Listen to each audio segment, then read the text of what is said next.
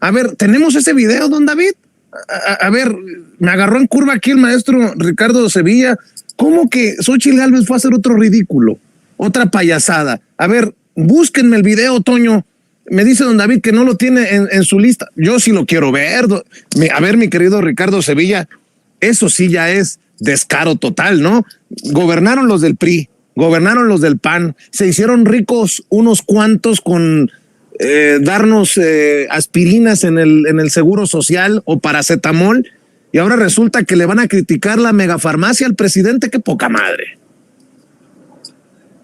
Sí, le van a criticar y le siguen criticando. Pues estos personajes, mi querido Vicente, público memorioso, ya para entrar en materia y no esté usted desesperado con las noticias, pues tiene que ver con la megafarmacia que hoy se va a inaugurar, que ya prácticamente el presidente López Obrador comentó en la conferencia mañanera. Y fíjate, Vicente, y te aseguro que así como estoy yo de contento y como me siento, también debe sentirse muchísima gente en México. Y es que hoy se inaugurará esa megafarmacia del bienestar, como ha sido llamada, que posiblemente sí sea la farmacia más grande del mundo. Estamos verificando si en efecto es la más grande, pero probablemente sí lo sea, tal como lo prometió el gobierno encabezado por el presidente López Obrador, una megafarmacia que promete tener todos los medicamentos que se distribuyen en el sector salud de nuestro país. Y hoy, hace unos minutos, en la conferencia mañanera, el presidente López Obrador presentó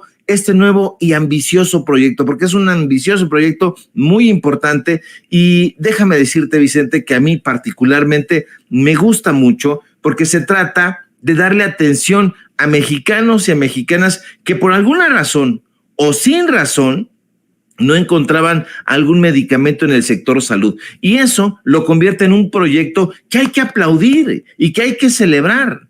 Ahora bien, la manera de operar de esta megafarmacia será muy, pero muy sencilla. Fíjese, los derechohabientes del IMSS Bienestar y del ISSSTE podrán solicitar vía telefónica los medicamentos que no les hayan sido surtidos en sus recetas. ¿En dónde? En las unidades de medicina familiar, en las clínicas, en los hospitales generales de zona, en todos lados donde esté el sector salud. Y el gobierno asegura que los medicamentos estarán disponibles en un tiempo máximo de 48 horas. Pero, desde luego, en la derecha ya están echando espumarrajos de rabia contra la megafarmacia. Hace no mucho, hace cosa de 2 semanas, en El Economista, uno de sus columnistas consentidos que trabaja en un proyecto ahí en Televisa que se llama Alebrijes y no sé qué, bueno, lanzó una crítica durísima y dijo, bueno, es que se está construyendo, pero ¿con qué dinero? Bueno, pues con el dinero que en otros sexenios se gastaban. La megafarmacia, Vicente, estaba proyectada para terminarse en marzo de 2024. Ahí se iba a proyectar que iba a comenzar a funcionar. Y entonces este personaje vaticinó que no se iba a lograr. Y fue muy aventurado porque dijo que lo más probable es que se iba a tratar de un elefante blanco. ¿Y qué cree?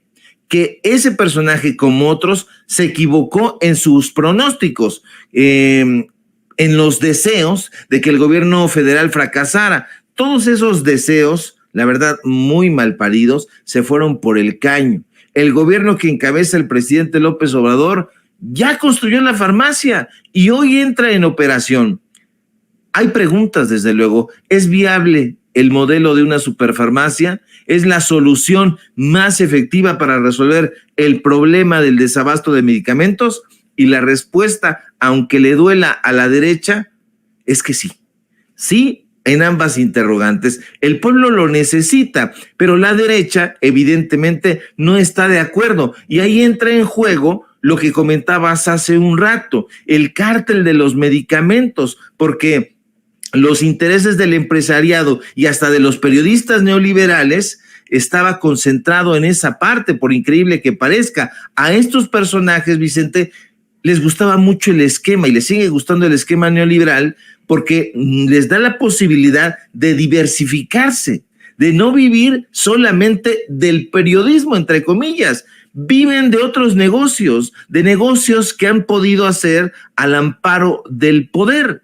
Y uno de esos negocios tenía que ver, por increíble, insisto, que parezca, con los medicamentos. Estos periodistas, entre comillas, ahora se muestran indignados porque el gobierno decide impulsar la creación de un esquema farmacéutico propio y basado en las compras consolidadas que evitan en gran medida la corrupción. Pero estos personajes no dicen nada al respecto. Son los mismos personajes que callaron cuando 19 empresas que prestaban el servicio de laboratorio clínico y banco de sangre en el sector salud habían incurrido en actos de corrupción dentro del esquema que se denominó también el cártel de la sangre, porque había el cártel de los medicamentos y por otro lado el cártel de la sangre, que tenía secuestrado a los laboratorios en el sector salud. Bueno, pues esos periodistas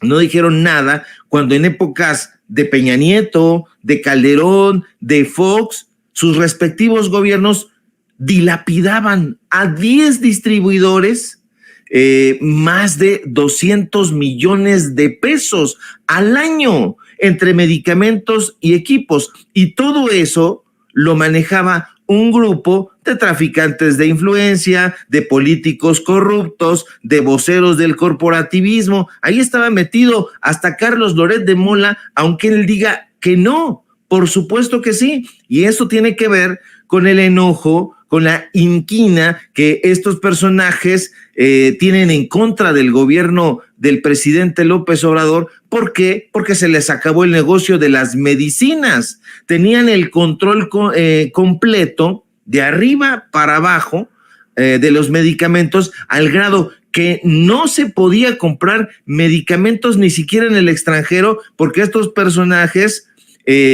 jalaban las bridas y entonces había falta de medicamentos y entonces usted iba, digamos, al Hospital General de Zona número 30, por decir cualquier, o mencionar cualquier hospital, que por cierto sí existe, y no encontraba el medicamento y decía, es que es el IMSS, es que él es el Instituto Mexicano del Seguro Social, cuando en realidad tenía que ver con los laboratorios que decían, bueno, yo quiero subir el precio de este medicamento o de esta clave, como se conoce en el ámbito de la salud, y entonces lo retiramos del mercado, no lo distribuimos, no había los proveedores y ellos decían, como nosotros lo controlamos, entonces tenemos todo el poder. Entonces, fíjate nada más lo paradójico, hablaban de libre mercado y continúan hablando de libre mercado y por otro lado, el mercado estaba secuestrado por ellos.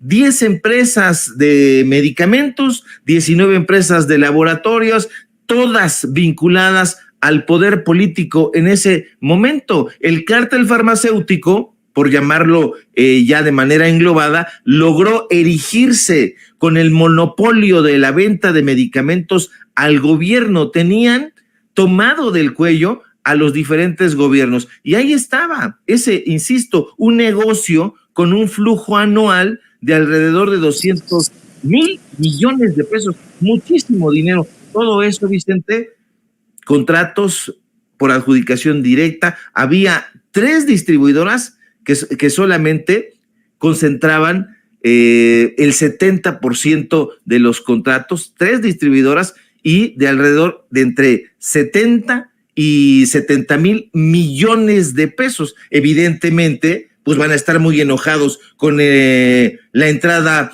en operaciones de esta megafarmacia, pero la verdad es que hay que celebrarlo, mi querido Vicente.